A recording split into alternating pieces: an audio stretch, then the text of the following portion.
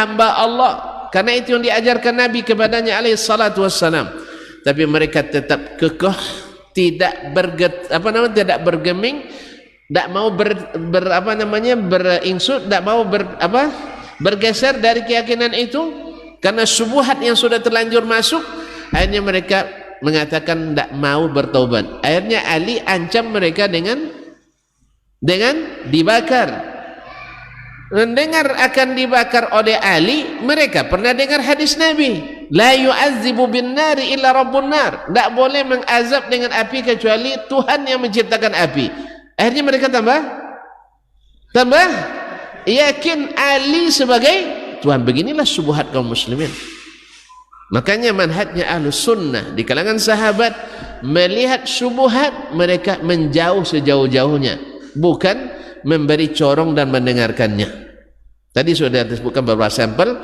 Bukan karena mereka tidak berilmu, tidak, karena seperti kata Umar bin Abdul Aziz, dan antum tahu bagaimana kokohnya ilmu dan imannya Umar bin Abdul Aziz. Dia katakan, innal quluba dha'ifah wa innal fitana jallabah. Hati ini lemah, dan fitnah syubhat itu sangat kuat tarikannya. Maka jangan heran, bisa saja orang misalnya belajar di tanah suci 20 tahun, 30 tahun, bisa berubah dalam 2 bulan. Karena apa? Dekat-dekat ahli fitan dan syubhat. Karena nanti kalau kita kaji lagi, ada banyak sebab yang menyebabkan orang terfitnah dengan itu. Ya, dengan itu. Di antaranya adalah berbaik sangka yang berlebihan kepada ahli-ahli penyebar kesesatan. Ya, kan ini pendapat itu boleh berbeda. Ini bukan pendapat. Ini pakai pendapat, ini pakai pendapatan. Ini pakai dalil, ini pakai dalih. Ini pakai hujjah, ini pakai modus. Tidak sama. Hujjah dengan modus tidak sama. Dalil dengan dalih tidak sama. Kan tadi dalih itu tidak mengazab dengan api kecuali Allah, Tuhan yang menciptakan api. Lalu dikasih tahu sendiri kalau memang mereka taat sebenarnya sama Ali radhiyallahu anhu, harusnya mereka tobat kan, karena disuruh oleh Tuhannya bertobat. Tapi tidak. Begitulah fitnah itu, kalau sudah masuk maka susah untuk dikeluarkan. Ibarat pakaian yang kotor atau air yang kotor susah untuk antum nak bikin contoh ya. Ini air bersih nih, bersih. Siapa yang buat tadi? Bersih ya? Apa bukti bersihnya? Ya, tidak ada kotorannya. Nah, kalau kita masukkan setetes oli ke sini, antum mau minum? Mau minum? Kalau tahu enggak, tapi kalau enggak tahu lewat aja. Nah, itu masalahnya. Kadang kita kan enggak tahu kotornya. Taib. Kalau dia kelihatan kotornya, membersihkannya susah atau mudah? Susah. Air segelas kotor, membersihkannya enggak cukup dengan segelas air. Kadang untuk 1 gelas memerlukan 5 gelas untuk membersihkannya sampai betul-betul bersih. Apalagi kalau kotorannya sejenis minyak, limbah dan sebagainya. Maka hati-hati dengan limbah-limbah syubhat yang berterbangan di mana-mana atas nama ilmu, karena kita memang di zaman banyak lenyapnya ilmu, nasallallahu salamatul afiyah.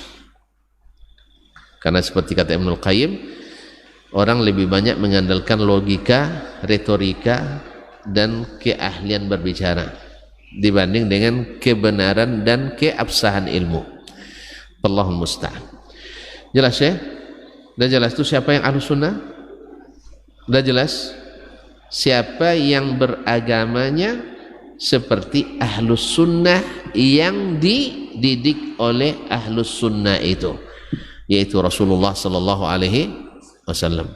Nah, sekarang antum lihat saja, nak lihat akidahnya. Akidah misalnya, antum tanya dalam As-Sunnah, Al-Quran dan Sunnah, Kenapa as-sunnah ditonjolkan? Pasti sebabnya adalah karena Al-Quran multitafsir, semua orang bisa membawa kemana-mana. Sunnahlah yang menafsirkan, karena posisi Nabi menafsirkan Al-Quran. Jelas ya? Kan ada aliran Qur'aniyin, kan ada kan? Aliran Qur'aniyin. Nah, jadi subhanallah, Ahlussunnah kita lihat di akidahnya. Kalau misalnya dalam bab akidah, apa yang sering dibicarakan orang sekarang misalnya tentang sifat Allah, betul? Di zaman Nabi kan tidak berdebat orang masalah ini, tidak berdebat orang masalah ini, karena mereka paham bahada makna itu, bahwa yang dimaksud dengan Al-Quran dan Sunnah makna yang zahir itu, bukan makna yang di luar itu. Karena Allah bicara dengan bilisanin Arabiyyin mubin. Nah, kita lihat bagaimana pendapatmu tentang istiwa Allah. Allah istawa alal arsh. Lalu dia katakan, kami beriman dengan Ar-Rahmanu alal arsh istawa. Beriman dengan ayat Ar-Rahmanu alal arsh istawa, tapi kami tidak tahu maknanya. Kami tidak tahu maknanya. Di mana antum tidak tahu maknanya? Tidak boleh dikatakan istawa dengan makna berada di atas, atau namanya istawa irtafa'a, bahwa di atas arsy bersemayam. Ada enggak sahabat yang meragukan makna istawa itu? Kalau ada, mana dalilnya? Kalau tidak, berarti makna yang diyakini adalah makna yang asli tadi, yaitu makna irtafa wa ala. Oh enggak, maknanya golongan lain bilang lagi, mereka antara tafwid dengan ta'wil. Kalau enggak tafwid, ta'wil namanya. Dua-duanya dinisbatkan ke salaf. Tasalaf yang mana? Tasalaf cap. Apa saya tidak tahu. Mana satu huruf dari mereka yang mengatakan bahwa istawa maknanya istaula. Kalau ada, bawa sini, kita periksa sahih atau tidak. Atau yang mengatakan mereka tidak paham maknanya, berarti ayat ini ayat yang tak bermakna. Kalau tak bermakna, maknanya sama dengan, kalau tidak bermakna, adanya sama dengan. Nah, kalau kita tutup aja ya. Kalau tidak bermakna, adanya sama dengan tidak. Saya di sini tidak bermakna, maknanya sama dengan tidak ada. Kan begitu? Tidak ada guna kamu sini, berarti samanya tidak ada gunanya. Sama dengan tidak ada. Berarti untuk apa Allah menurunkan ayat ini Ar-Rahmanul Istawa? Supaya kita berdebat. Nah, itu mungkin ya, supaya kita berdebat. Pada Allah SWT menurut Al-Quran dengan bahasa Arab yang menjelaskan. Maka kalimat-kalimat yang bahasa Arab itu tidak masuk mutasyabihat dengan makna yang dipahami hari ini, tidak. Kan ada ayat mutasyabihat, ada alif lam ra, kan huruf-huruf, tentu tidak paham kita maknanya, kecuali hanya Allah SWT yang tahu. Tapi kalau Ar-Rahman, orang Arab paham, ala paham, arsh paham, istawa paham. Dan ini bukan mutasyabihat. Jelas? Kita lihat lagi masalah ibadah misalnya. Kita lihat dalam bab apa misalnya ibadah? Bab salat. Kita lihat ibadahnya para sahabat Nabi SAW yang sesuai dengan sunnah Nabi SAW.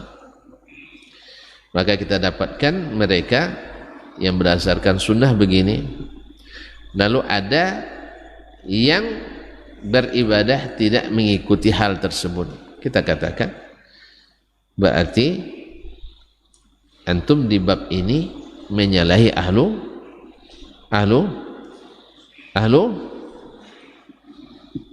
kita bicara tentang apa ini sekarang? Ahlu sunnah.